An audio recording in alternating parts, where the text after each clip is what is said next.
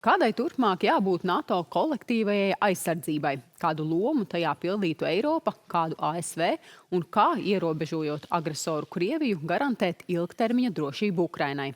Šiem jautājumiem šajās dienās pievēršas Rīgas konference. Tā pulcē politiķus, diplomātus un ekspertus kopumā virs 500 dalībnieku no vairāk nekā 45 valstīm. Un šorīt par mūsu drošībai būtiskajiem jautājumiem mums ir iespēja izvaicāt vienu no šīs konferences dalībniekiem. Tas ir Eiropas komisārs aizsardzības un kosmosa jautājumos Andrjus Kubiļus. Good morning. Good morning. What role, to your mind, do these discussions taking place in conference play in strengthening security in our region? So do you feel that there could come up some real agreements or steps that could even strengthen or bring up this security? Well, Riga's conference is very important, very good, very strong. I was participating yesterday. And I'm always repeating that we need to take care about, first of all, about our material defense readiness. I mean, weapons, drones, and anti-drones, and so on. But also about institutional defense readiness and about political defense readiness. And in order really to understand where we need to go in those areas, really intellectual investment into our strategies is very important. And exactly, Riga conference is exactly this intellectual investment. Mm-hmm. Looking at NATO's future, one key issue is how responsibilities are divided between Europe and the United States. How do you see that balance?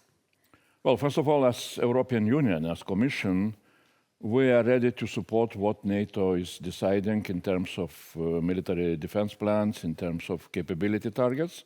We are coming with added value that we can raise additional funds, we can implement defense industrial policy.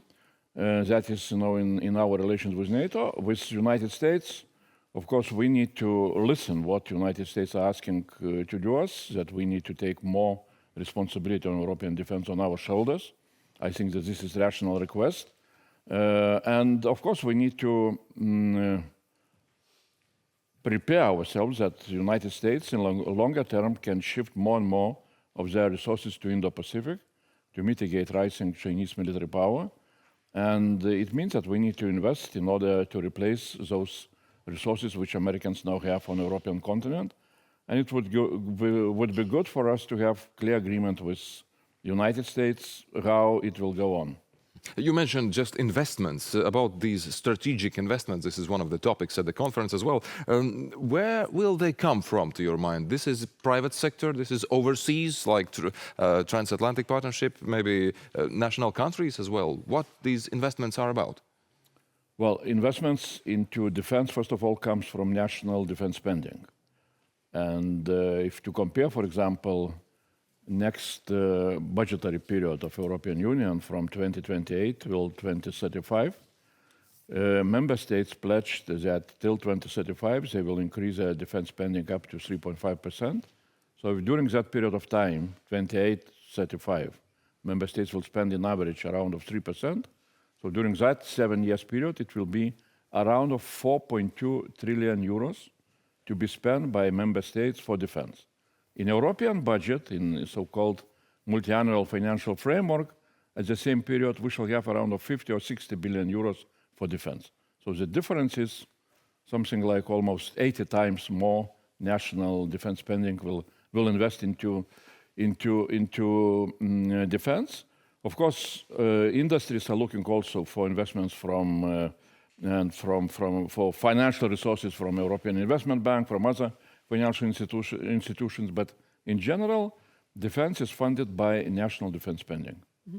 The main theme of this year's Riga conference is unity, security, and resilience in a fragmented world. How united are we and our Western allies today, politically and militarily?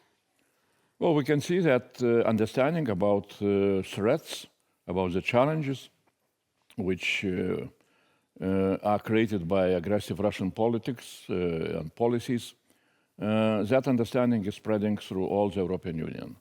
Definitely, member states are starting also to understand that the biggest threats are coming to what we call Eastern flank countries, including Latvia, including Baltic states, Poland, and all the frontier countries which have borders with Russia or Belarus. And I hope that this understanding will be reflected in forthcoming important document which we are preparing, so-called roadmap on defense readiness, and where we are proposing to implement several flagship projects which could be implemented by all the efforts of European Union. And one of those big projects is Eastern Flank Watch, which was initiated exactly by Baltic states and Poland. And related with that also is a project which is called Drone Wall, where Latvia is really one of the leaders in developing what is needed for all the frontier countries, for the whole European Union member states to be ready to defend ourselves against Russian provocations with drones, which we have seen recently, especially with that intrusion of 20 drones into Poland. Now, about this drone wall, will it be easy to coordinate this initiative regionally? Because we know we are really interested in that and maybe leading technologically. But if we look at the wider scope and different motivations of other allied countries. Well, we had recently, first of all, with Commission President, we had very good and very important trips through all the frontier countries, starting from Latvia, Finland, Estonia, Baltic states, and then Romania and Bulgaria. And after that, it was very clear understanding, and Commission President announced that those projects like Eastern Flank Watch and Drone Wall are some of most important strategic projects which we need to implement. And then I had a very good video conference with 10 ministers from the whole region. And it was very clear that this goal and task to develop some kind of regional project is understandable for all the member states. It's understandable that we need to develop this project together with Ukraine, because Ukrainian experience and Ukrainian know-how is very crucial. So I hope that we shall move exactly in that direction, having common concept, common roadmap, how we can implement that project. And again, I can praise Latvia with your leadership, with your knowledge and developments, which we have seen yesterday, as very impressive. You already mentioned this drone intrusion in Poland. How do you tell how well is Europe responding to Russia's ongoing provocation against our security and infrastructure? Well, we can say from one side the reaction was good, effective. European, Polish, and Dutch air fighters scrambled up. Some drones were shot down. But from another side, it's also very clear that we lack capacities, first of all, to detect drones.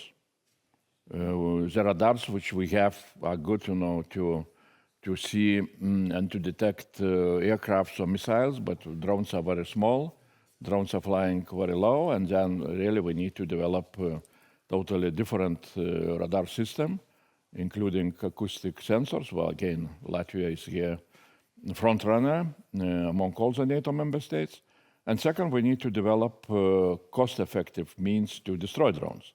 Because when you are shooting missile which costs around 1 million euros into drone which costs 10,000 euros, so it's not very sustainable. And that is where we can learn again. And Latvians are producing, previous time I saw those drones interceptors which Latvian industry is producing. Again, we can learn from Ukraine how to use those drones interceptors, then electronic warfare means, and also traditional Zenit artillery and machine guns are very important in order to destroy those drones in a cost-effective way. But do you think that all European partners really perceive this hybrid warfare as a real threat, not just some minor disruptions that may come and go? So is this attitude serious enough? Well, I think that's serious enough. And again, because we have seen those provocations not only against Poland or Latvia or Baltic states, but recently in Copenhagen or Munich airport was again attacked by some drones. So understanding of the danger which drone provocations with drones can bring, really that is spreading very much. The question which sometimes I am getting from media, from other experts, is very simple. Where everybody have been in European Union and NATO during the last 2 years, when the drone war started in Ukraine, and it was clear that drones can become a very dangerous weapon system, which we can face also. And we, unfortunately, were not doing enough till we were not hit directly by those provocations. But at least good is that we're starting to move ahead. About Ukraine, so what is the current outlook for peace and long-term security in Ukraine? How would you say, who holds the real initiative right now? And can Europe really do significantly more when US is stepping back? Well, US was doing, and I hope is doing quite a lot, but it does not look like that Putin is convinced by, US arguments, which President Trump was using in trying to convince Putin to stop the war. So it's difficult to predict how things will go on. But definitely, we as European Union, we need to have a very clear plan how we can, bring our added value in bringing peace in Ukraine, which is very much needed.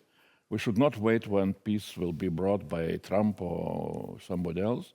And here comes the question of our support to Ukraine, including our military support, because still now we need to understand that our support to Ukraine, despite the fact that the numbers looks quite impressive, during 3 years we gave military support around of 60 billion euros. The same was done by Americans. But 60 billion euros during 3 years period, it means 20 billion per year. And it means that our support, military support to Ukraine, is around of 0.1% of our GDP. A tiny one. Tiny, yeah. It's not zero, but not something impressive.